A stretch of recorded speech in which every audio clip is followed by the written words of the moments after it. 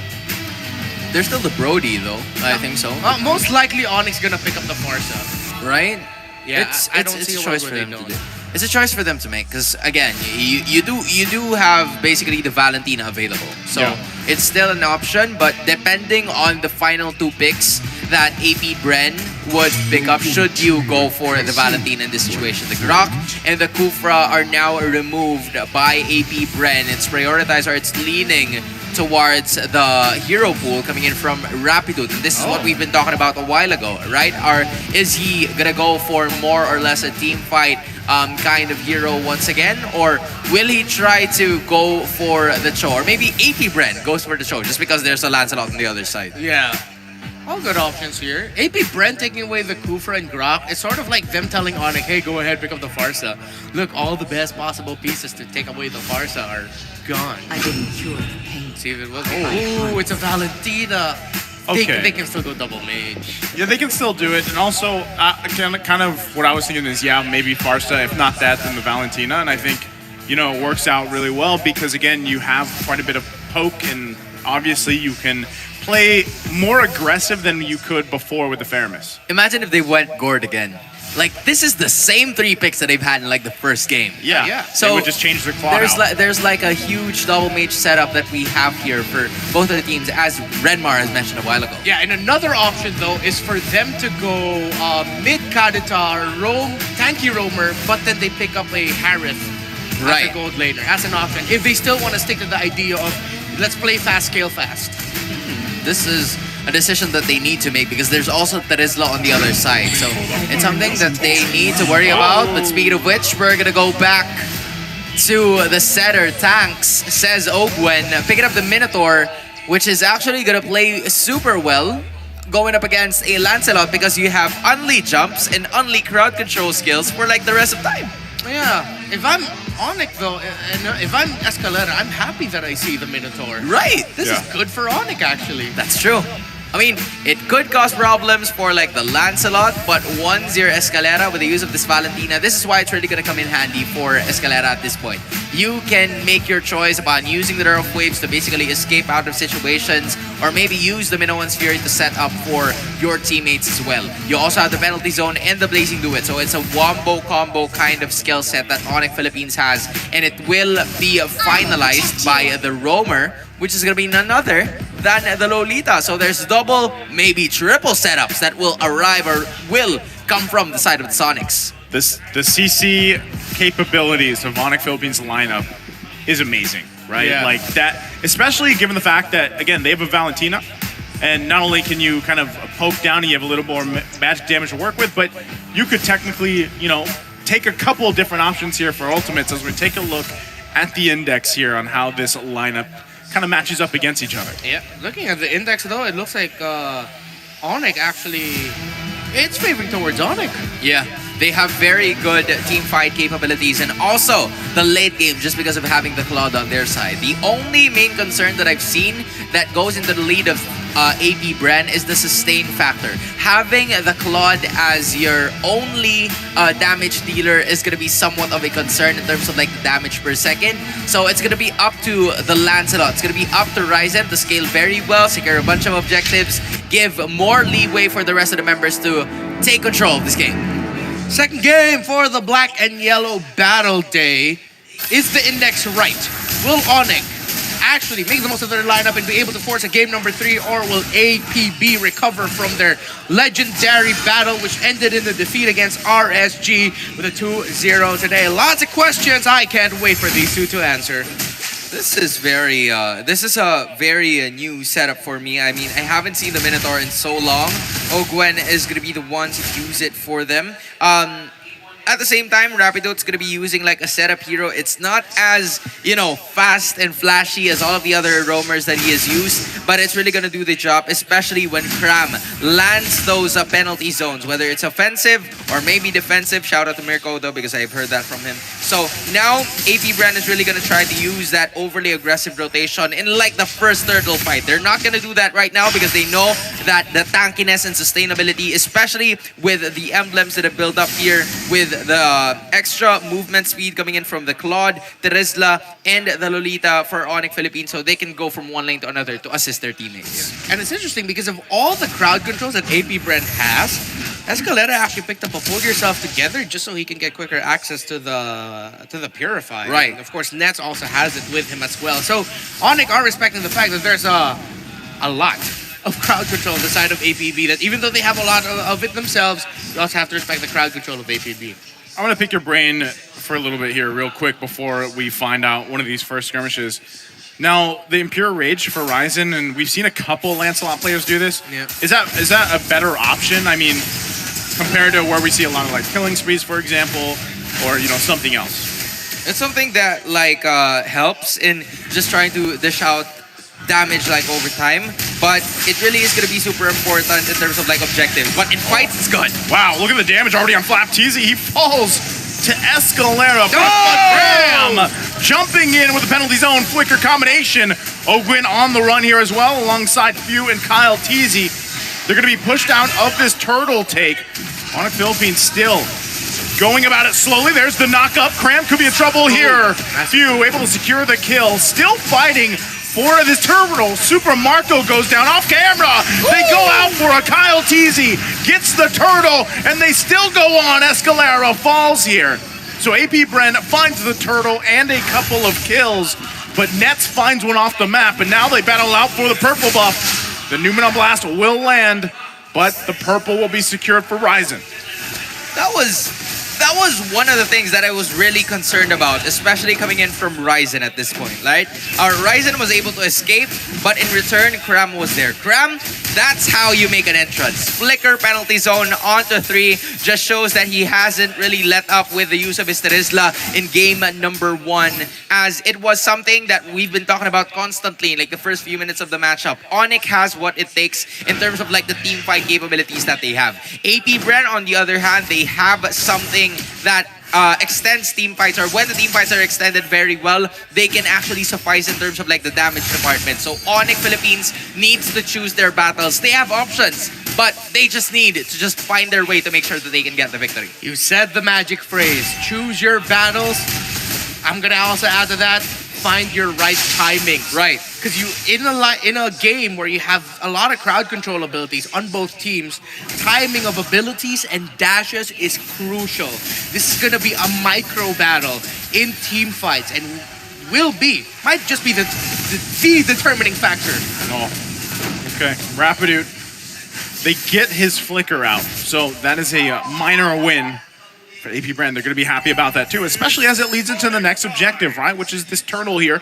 So the fact that Rapidoot doesn't quite have that combination that we see so often. Oh, they turn. That is an advantage. And also, we're going to find another one here. Cram gets taken out, leading again into this turtle here. So he should possibly be back up for the fight if they delay it enough. But Onic Philippines, they've got to do something with this aggression from AP Bren. Guys, Few and AP Bren are just too good in the timings. They know that the purple buff is actually gonna arrive, and once they had the feeling that 2 other members were just waiting for them there, they just went into the XP, and Kaltizi went for it, secured the turtle, and secured more in the process. Yeah, now though, Onic, we have to also commend their adjustment into this. They know, oh man, it's so hard to fight them around the turtle. Hey, Super Marco got taken down earlier by Nets. Let's help out our gold laner. Let's speed up the farm of this Claude, and that's exactly what Onic are doing. Super Marco is about to lose lane in just a bit. Okay, they try to hold on to this turret. They can't, even with the help of Oquin. So Onic Philippines able to at least get a turret here to try to work with some of the space that they have, right? Especially now that they transition to the other lanes. Working still for a few. Once again, gets the knockup on Cram. Cram could be in trouble as he falls once again. Midnight Fury goes out. They're going to push him back. You just can't escape. Rapidoot in trouble, and Escalera falls as well. Another big pickup for AP Bren. What seemed to be showdown. This is what you've been talking about to us about, Renmar. You have to choose your battles, but the timing was there. But it was 2 sides of the coin. Bad timing and good timing for the side of AP Bren. How do you choose your battles when you just want to play your heroes, right? I mean, You You're in can't. air for quite a long time. You can't. I just want to play. Why am I constantly knocked up? Why am I always crowd controlled? Bro said you have to be in a party for this one. Yeah, welcome to the AP Bounce House. AP Bren, they did the right move there because usually when your gold laner loses like that, you try to come back by going for the mid lane of the opposing team if ever their mid lane tower isn't down yet. So they made the right call. Now after that, they just straight up balloon. So now, is Onic even the, wait, Ryzen? Yeah. No, oh, that's not good. Okay. As you My were saying, goodness. Yeah, Hans, Onic, will they even contest this or should they just try to push elsewhere? Yeah, I don't think they will be able to contest this next turtle matchup because there's so many outer turrets that are already out of the map coming in from Onic Philippines. AP Bren has already developed a 4.9k gold lead and it's gonna continue to grow because of the turtle take that will be taken upon Kyle TZ. 1-0-6 right now. He has 100% of the kill participation. This is what you like, or this is something that's very unusual for the junglers that we have right now because most of them use the assassins, but when you have the backshot, you're the one to initiate. You're the one who's really just gonna look for the opponents and just dish out enough damage for the others to just basically follow up. All right, I sat on Ryzen right now. Again, picking up the Mpl-Ph. Lancelots usually do that when they're up against a lineup. They can invade constantly because at least on skill hit, they get like 2% of their mana back. Right. Along with being able to deal, as you mentioned earlier there, Hans, the damage that can come alongside with it. So it's like they knew already going into this that there's a chance AP Bren will just snowball and invade the purple buff constantly, similar to what they did in game number 1. But now Onic already have that. And again, if they can somehow catch Ogwin and the other members of AP Bren off their timing, Onic has turnaround capability, but it wouldn't be like a big wipeout turnaround. It could be like 2-3 kills that will force AP Bren back. But this is like quite different from the game the other heroes that like Kaja and Franco that Rapidot or maybe Ogwen also uses, because for the side of Onic Philippines you have crowd controls but just for them to stay in place. It's not crowd controls to bring them back to you and for the other ones to just this a ton amount of damage. So Onic Philippines just needs to find those, or maybe just 2 of them, because if they actually find the Minotaur, then it's gonna be a problem for them because it's just gonna use the Minoan's Fury and then it's gonna be AP Bren all over again. Conditions have been placed down. Find your timings, find your marks, and you will be able to make a turnaround. Onic, AP Bren right now with how they're playing. Yeah, they're non-stop. Look how easy just Putting the shoot pressure Unity. right there. That's just how far ahead they are, right? It's kind of intimidating if you're Onic Philippines because you're talking about 7K gold deficit at the 9-minute mark. And guys, this is what I like to say. You know, they have, AP Bren has mastered this transition where they, even if they don't get this lead necessarily as big as it was here, they transition really well into the mid-game with the first Lord. So now, Cram has to back off the rest of the team. He was trying to get some vision for them, but ultimately, results are the same. Objective secured for AP Bren. Oh, Onic, what else can you do? Seems like they look very uncomfortable as a team when they're not comfortable. Yeah, it seems like that's the difference between these two. You mentioned it's nice with AP Bren, the transition, finding the right moments of turnaround. I also pointed out by Hans earlier, but now Onic, seems like when they don't get their game, it's just so hard for them to find a way. If there's a silver lining for Onic Philippines, they don't have the Brody now. They have the Claw. They have late game insurance. They have wave clear. Yeah. A Blazing Duet to just dish out. But again, a Blazing Duet might just be stopped by just the first skill coming in from the Minotaur. So that's something that they really need to worry about at this point. Give Nets a little bit more space, but now they're going to use the Conceal. They're going to pressure in to the mid lane. Tier 2 going to be focused here. Will fall. Lord still on the top side. They got to work for it. Flap TZ walking it towards that turret. Onic Philippines again at the whims here of pressure. There it is from Fuel. Rapidly gonna miss that. No! Owen gonna jump in. Minoan Fury. But look at the backside. Kyle TZ now left there. No one falling just yet, but a lot there expended. Can they hold on to these base turrets? Again, there was only the first Lord. Both top and mid. Slightly down. Ryzen trying to get a kill there. Won't be able to get it. TZ comes in with a 1-2 punch. Able to get the kill. I was about to say, you have to give it to Onic Philippines. They managed to save all of their inhibitors, but the problem was created by the side of Onic Philippines as well. They tried to go for some extra kills to just, lower the gap down in terms of like the gold lead. We're talking about a 9.68 gold right now, and it's increasing just because of that one fatal mistake coming in from Onic Philippines, and they want more. Frustration, it looks like, is seeping into their gameplay. Onic-Ph. Ryzen too hungry to get that kill. The other members of Onic too hungry to try and convert something. This is now ballooned to a 10,000 gold lead and counting. Let's recount again the journey of Ogwin in the offseason. From the Snapdragon Pro Series to IESF, he has showcased some fantastic Minotaur play.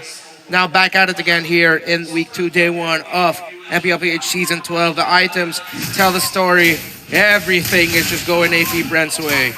Pretty similar in terms of the build of Super Marco in game number 1. The only difference is the hero. The main man in terms of gold, the richest guy in the Land of Dawn so far, 10,000 compared to, again, Flap-TZ using this Paquito. The second one, that right on cue. Flap gets it again. Ding, ding, ding, Flap ding, ding. spending so much time in the gym, able to get the kill there with a 1-2 punch. Oh no. Now chaos ensuing. Escalera on the run. Can't escape this one. Buys a little bit of time, but that's a mega kill for Flap-TZ. Now still Ryzen trying to buy the time he needs. Keep them in. Won't be able to do it because they're knocked up. They can't even play at this point as Rapidude falls. And AP Bren in a decisive match against Onic Philippines will close it out in a sweep here. And on the battle, black and yellow battle day,